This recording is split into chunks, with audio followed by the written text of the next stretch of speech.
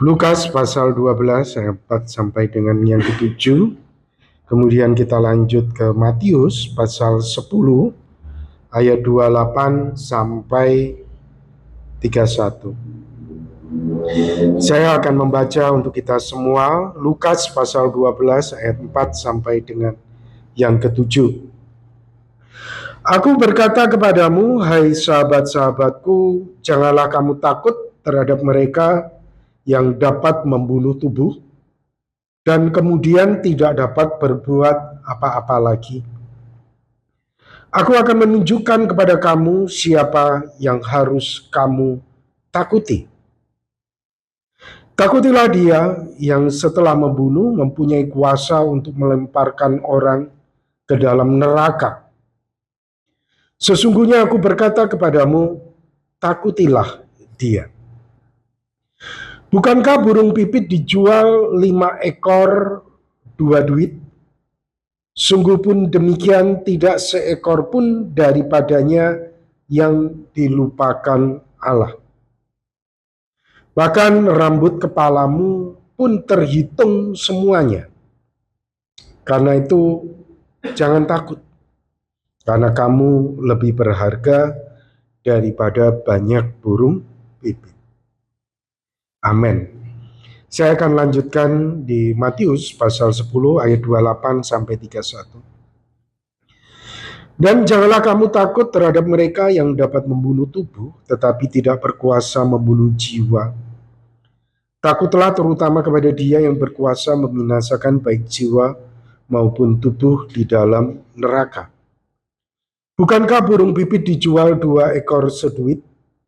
Namun seekor pun daripadanya tidak akan jatuh ke bumi di luar kehendak Bapamu. Dan kamu, rambut kepalamu pun terhitung semuanya. Sebab itu janganlah kamu takut, karena kamu lebih berharga daripada banyak burung pipit. Amin.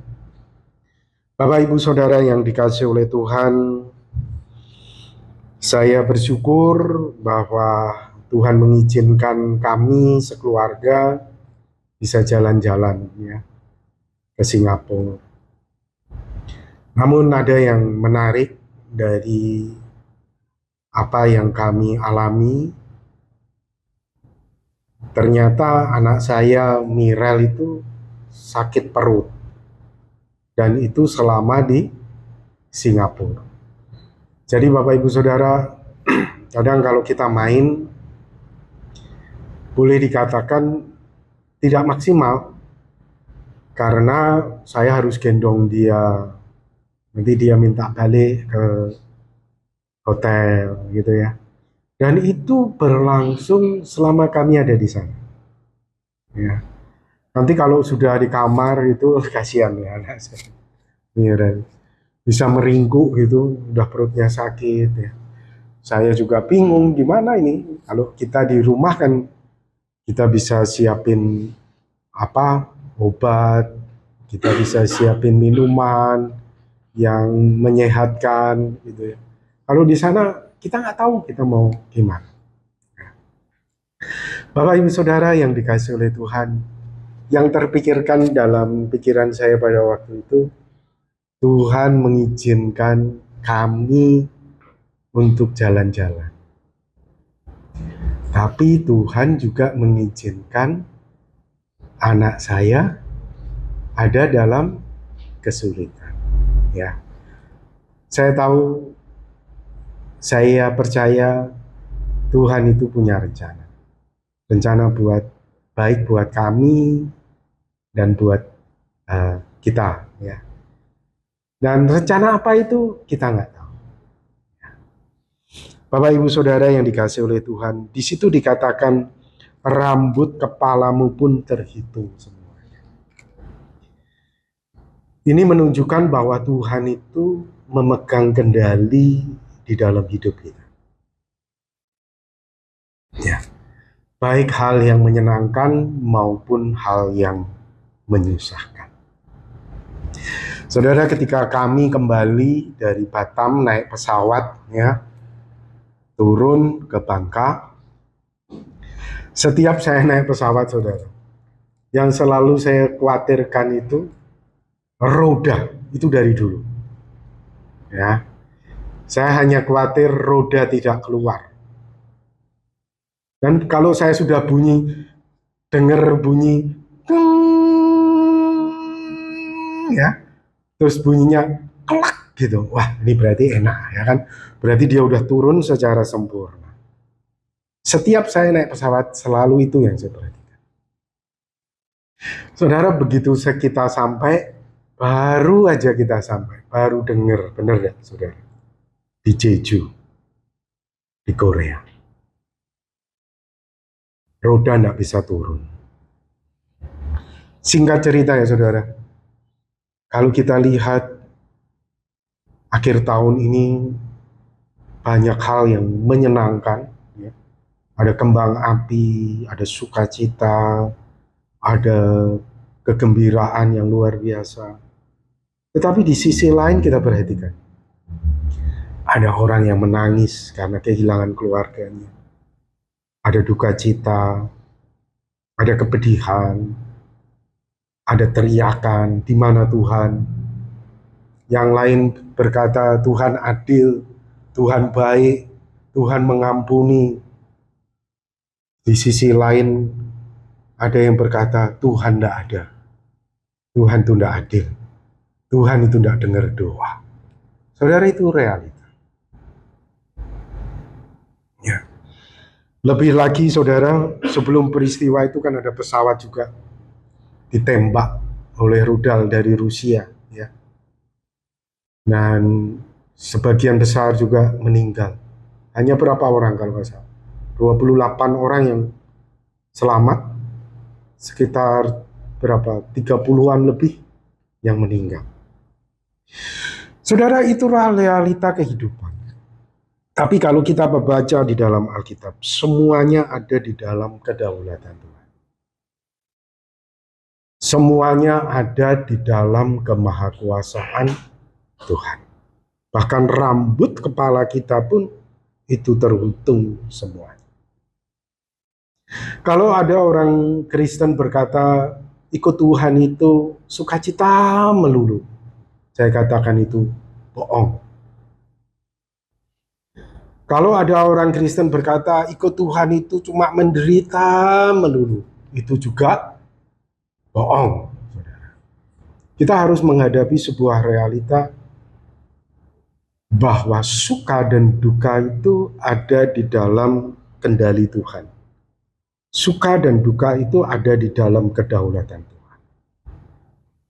Nah, Bapak Ibu Saudara yang dikasihi oleh Tuhan, kalau kita baca di dalam Pengkhotbah pasal 7 ya, ayat 14, pada hari mujur bergembiralah, tetapi pada hari malang ingatlah, hari malang ini pun dijadikan Allah seperti juga hari mujur, supaya manusia tidak dapat menemukan sesuatu mengenai masa depannya. Saudara, hal-hal yang menyenangkan bisa terjadi di dalam hidup kita. Hal-hal yang malang juga Tuhan izinkan terjadi di dalam hidup kita. Namun ingat bahwa Tuhan itu pegang kendali. Dan kalau kita baca di dalam Roma 8 ayat 28, Allah bekerja dalam hari mujur, Allah bekerja dalam hari malang, itu untuk mendatangkan kebaikan bagi kita orang yang mengasihi Dia. Nah, apa yang disampaikan oleh Tuhan Yesus kepada para muridnya dan tentunya juga adalah kita. Ketika kita berhadapan dengan kedaulatan Tuhan, ketika kita berhadapan dengan Raja, Tuhan Yesus berkata di dalam Matius 12 tadi, Aku hendak menunjukkan kepada kamu siapa yang harus kamu takuti. Takutilah Dia, yang setelah membunuh mempunyai kuasa untuk melemparkan orang ke dalam neraka. Sesungguhnya aku berkata kepadamu, takutilah Dia. Saudara, kita nggak tahu juga ya, 2025 ini bagaimana Tuhan akan berkarya di dalam hidup kita. Bisa saja saudara, Tuhan mengizinkan hal-hal yang menyenangkan bagi kita. Bisa juga Tuhan mengizinkan hal yang tidak menyenangkan. Bisa juga. Namun firman Tuhan mengingatkan kepada kita harus takut akan Dia. Apapun yang terjadi, kita harus takut akan Dia. Kita harus takut akan Dia. Itu penting. Jangan sampai saudara kita itu meremehkan. Jangan sampai kita itu mengabaikan perintah-perintah Tuhan demi dunia, demi kesenangan-kesenangan sementara. Biarkanlah Bapak Ibu Saudara kita melewati tahun 2025 ini di dalam kita itu takut akan Tuhan. Ya. Semuanya ada di dalam kendali Tuhan, semuanya ada di dalam kedaulatan Tuhan. Yang kedua, pesan yang ingin saya bawa untuk kita di dalam kita melewati tahun 2025, setelah kita itu menyadari bahwa Tuhan itu berdaulat di dalam hidup kita. Saya mau baca di dalam Lukas pasal 13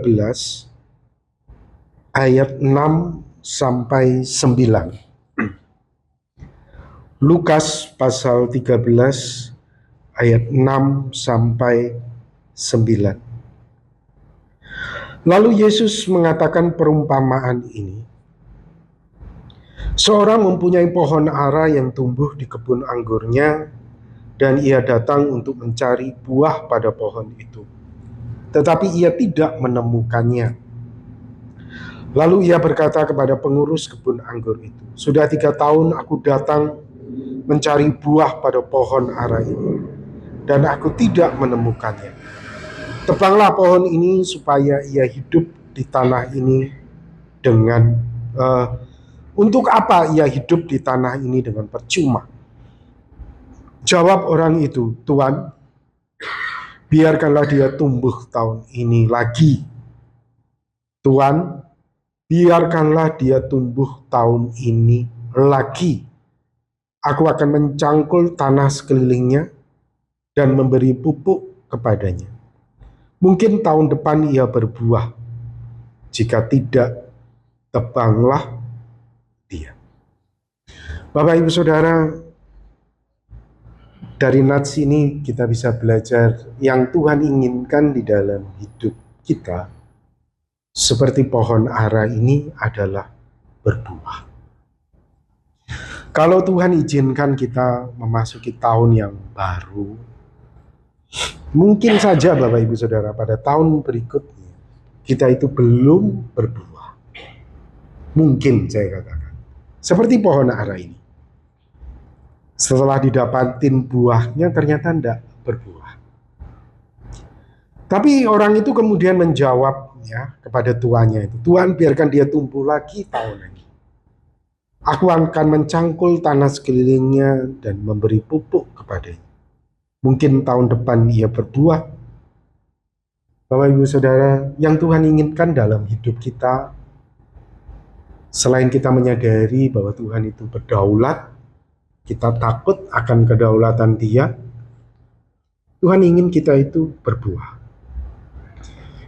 Berbuah ketika buah mangga itu keluar, saudara, buah mangga itu bukan dinikmati oleh pohon buah mangga itu sendiri, tapi dia dinikmati oleh orang-orang yang di sekitar. Sama dengan kita. Jangan kita berpikir ketika kita berbuah, maka buah itu kita nikmati buat diri kita.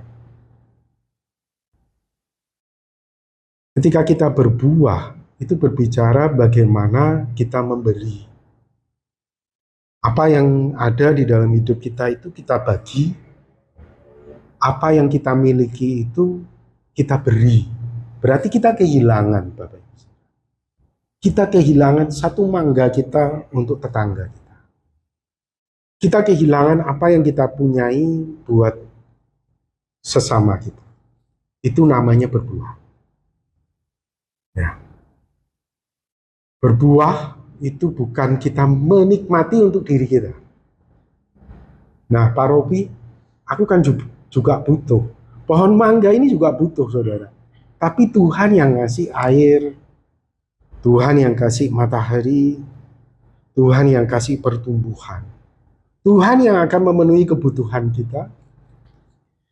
Dan tugas kita itu juga memberi apa yang Tuhan sudah beri kepada kita itu kepada orang-orang di sekitar kita. Nah, Bapak Ibu Saudara, biarkan kita melewati tahun 2025 ini dengan menyadari yang pertama, Tuhan itu pegang kendali. Ya, baik suka duka. Yang kedua, Tuhan itu mau kita takut akan Dia. Jangan sampai kita mengabaikan perintah-perintahnya. Yang ketiga, Tuhan itu mau kita berbuah. Di dalam menghadapi menjalani tahun 2025.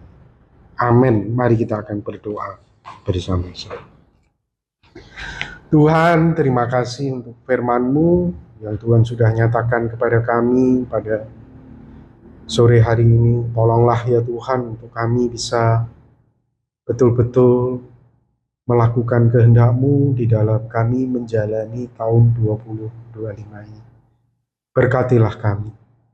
Berkatilah kami ya Tuhan, supaya hidup kami ini berbuah. Berkatilah kami ya Tuhan ketika Engkau mengizinkan hal-hal yang menggembirakan, hal-hal yang menyedihkan juga Tuhan izinkan untuk kami tetap takut akan Engkau. Berkatilah di dalam nama Tuhan Yesus Kristus kami berdoa. Amin.